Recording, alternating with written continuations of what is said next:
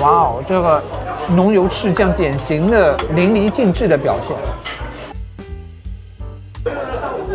它切的蛮大块的，蛮好吃的。我们到这家来吃，然后听说这家本帮菜不错，是距离最近。那距离不算近吗？我们找了老半天好吗？走吧，走吧，看看到底味道如何。两位，这边看啊。啊，谢谢。我们今天来到了这一家菜馆，是吃本帮菜的。然后我们点了一个套餐，然后又再单点了一些菜。听说好像他们家的那个花雕醉鸡比较出名，然后是用花雕酒来腌制的这个鸡肉。然后因为大家知道，在上海这边比较出名的像白斩鸡、三黄鸡这些比较出名，然后醉鸡也是比较传统的那种，想吃吃看他们家的味道如何。然后还点了像。其实有很多上海本帮菜，像桂花糖藕啊，然后海蜇皮对，我们糖藕刚刚应该点，是吧？吃不下。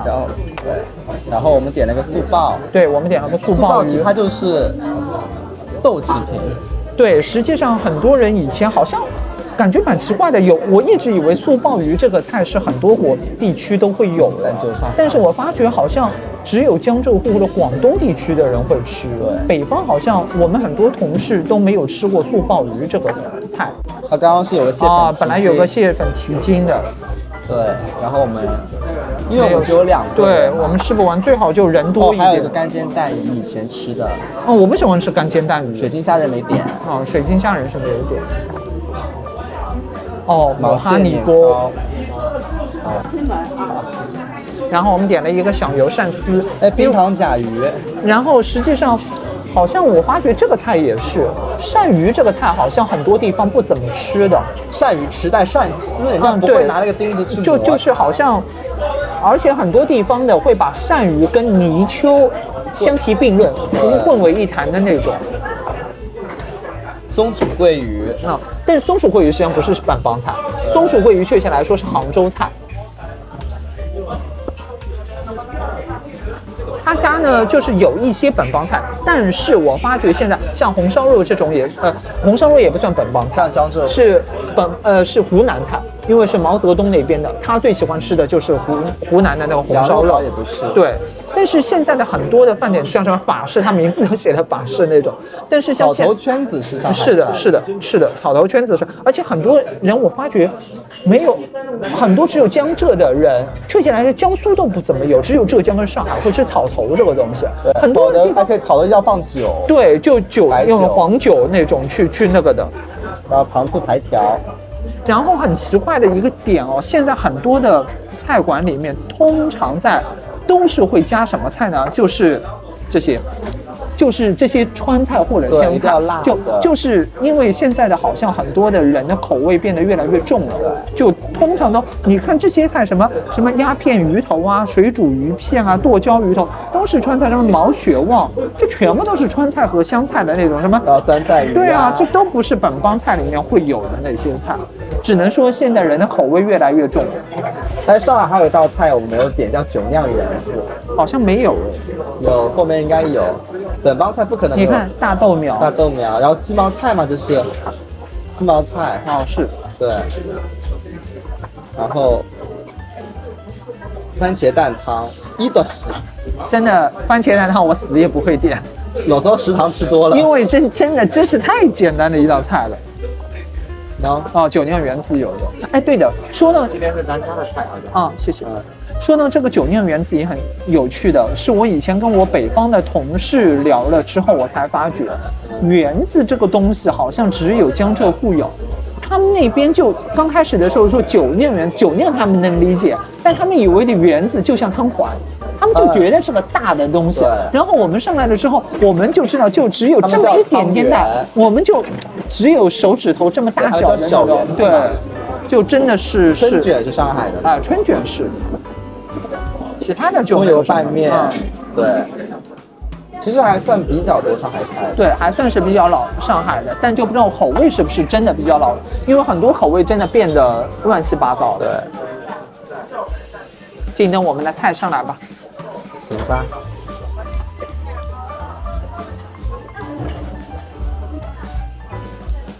鳝丝其实北方几乎是没有鳝丝这种东西，就是本帮菜讲究的就是这种浓油赤酱。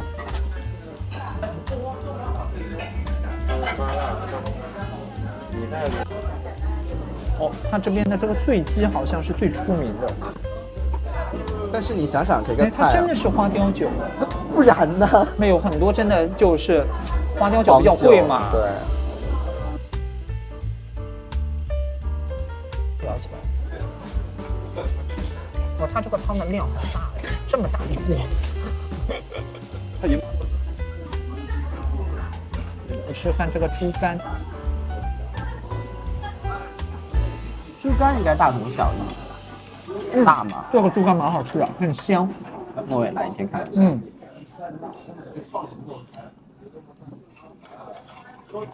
它葱爆的味道很好，没有任何异味。回来上海之后感觉怎么样？我说实话，我感觉那种焦虑感和那种焦躁感又回来了。我个人还是比较喜欢曼谷的，对。醋鲍鱼，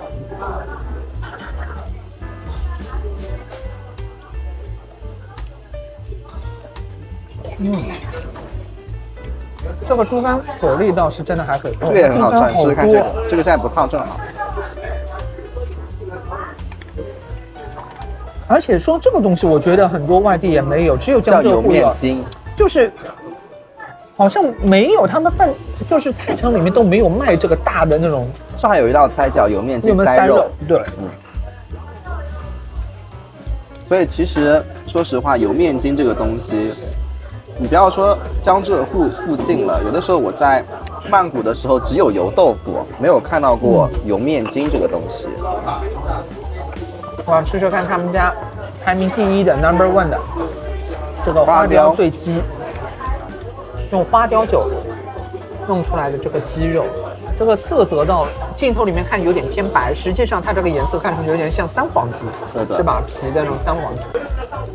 它切的蛮大块的，蛮好吃的。黄酒的味道，而且它腌制的不是只有表皮。很多鸡肉只有表皮是有那味道，里面仍然是白的，就没有那种味道，是淡的那种。我吃吃看这个鳝丝，这个等等，你看，哇哦，这个浓油赤酱典型的淋漓尽致的表现。鳝丝讲究的是最后一下，就是油爆的时候那个感觉。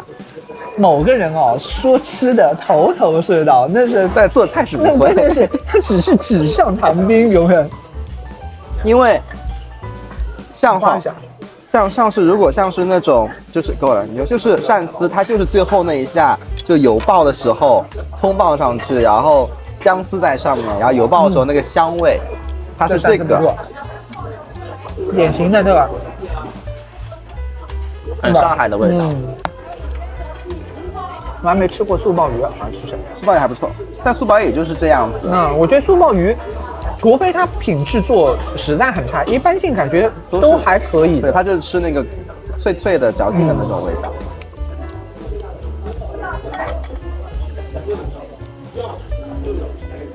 怎么样？还不错。每道菜你除了秋葵没有吃以外，汤还没吃。对，汤有点多。真的不是一般多好吗？我觉得一碗汤下去我们就已经登楼了。那这碗汤全4、5个人的分量好吗？这哪里是2个人的？对啊，所以说这边的菜系，说实话物美价廉哎。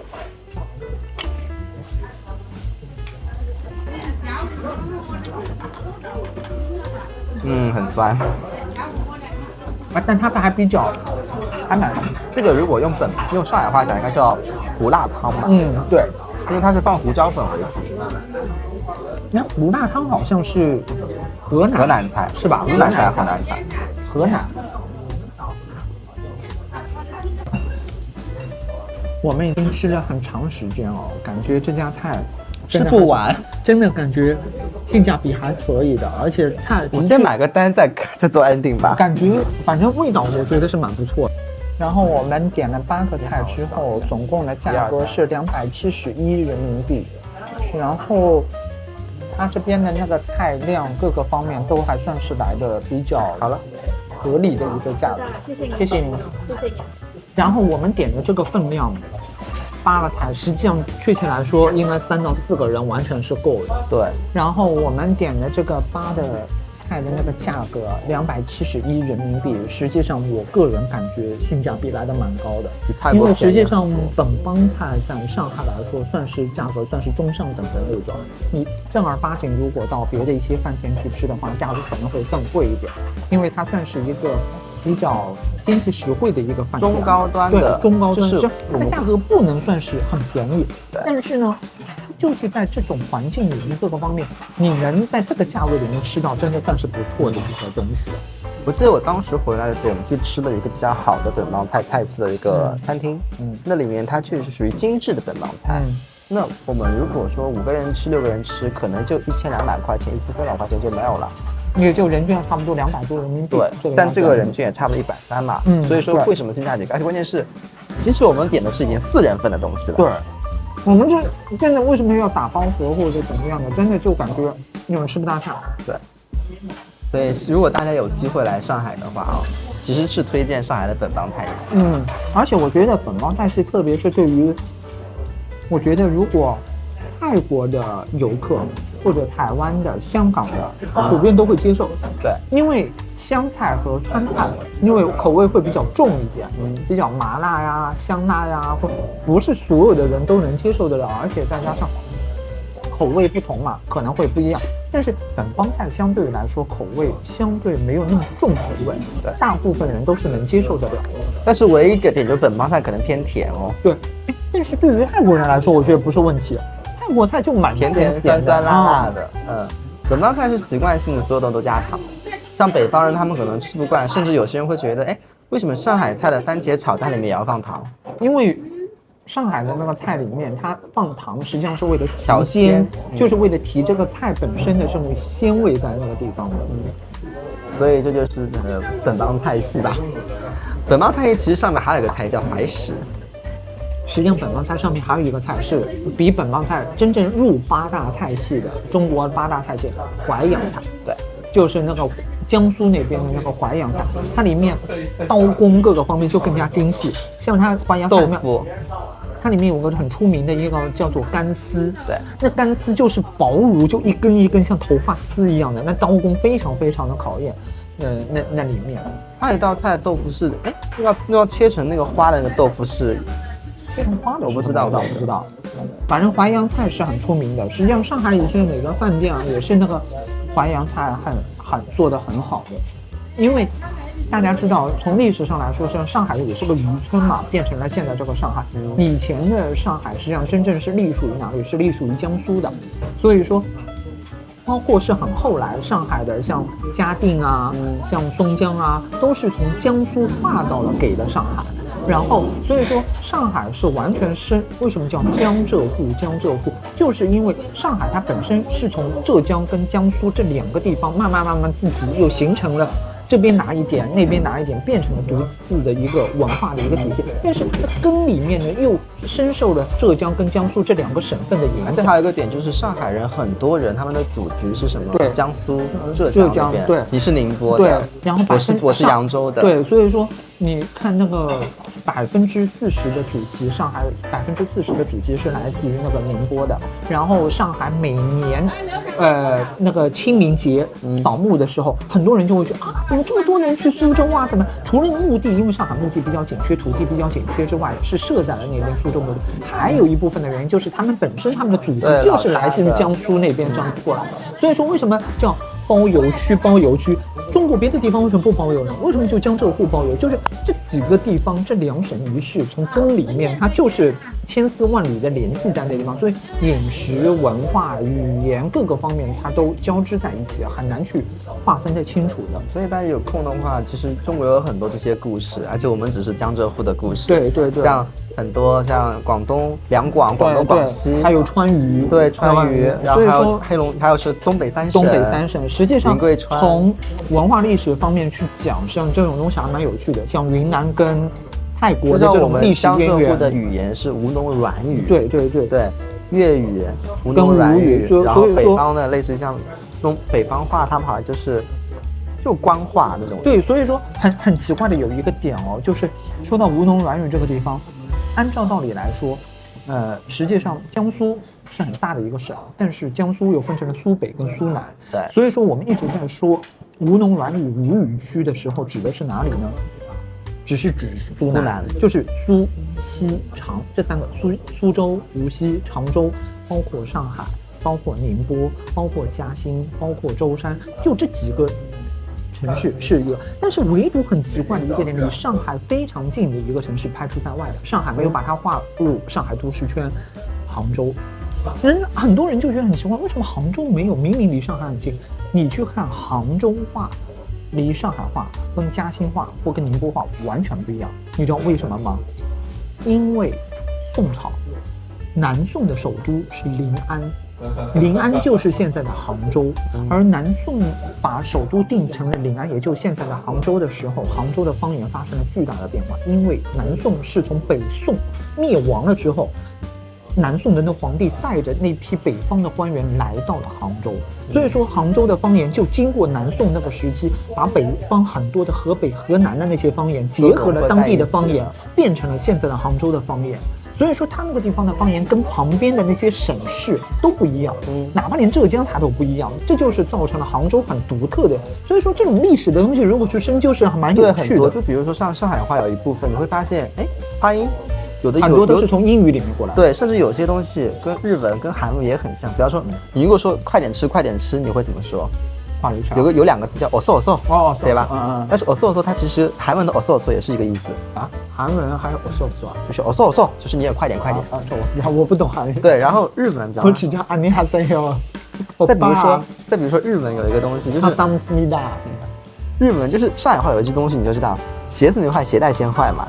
那这句话真是对，就是你会听起来就很像是日本话嘛。实际上还有很多词，对，都是从那里面。我就问你了，水泥地上海话怎么说？水泥地。你知道英语里面 cement， 它就是从 cement 里面变成，因为水泥这个东西以前是西洋的东西的，中国本身没有水泥这个东西的。cementing 是这种 cement 还有啥？还有什么？还有这个词呢，也是从过去，这个是普通话也是这样的。sofa，中国过去没有沙发，对沙发，对。所以说实际上，这样很多的东西都是这样子过来，就很有趣了。所以其实很多的历史，很多的东西，大家之后慢慢去发掘，不只是中国的，然后泰国的，还有其他国家的。如果真的是往里面我们感觉拓展的太多了吧？从一个本行，只能说真会聊。这是我们的知识很渊博，好吧？我们感觉是胡诌乱诌。所以大家有兴趣关注我们的话，有什么想要了解的，都可以聊聊。我们两个知识圈很广，但是有什么都能拓展到很远。原来的一个点，估计我们绕了地球一圈。我只是吃个饭而已，我喜欢聊这么深远的东西，聊到别人都下班了。那好吧，我们今天的节目就到这边了。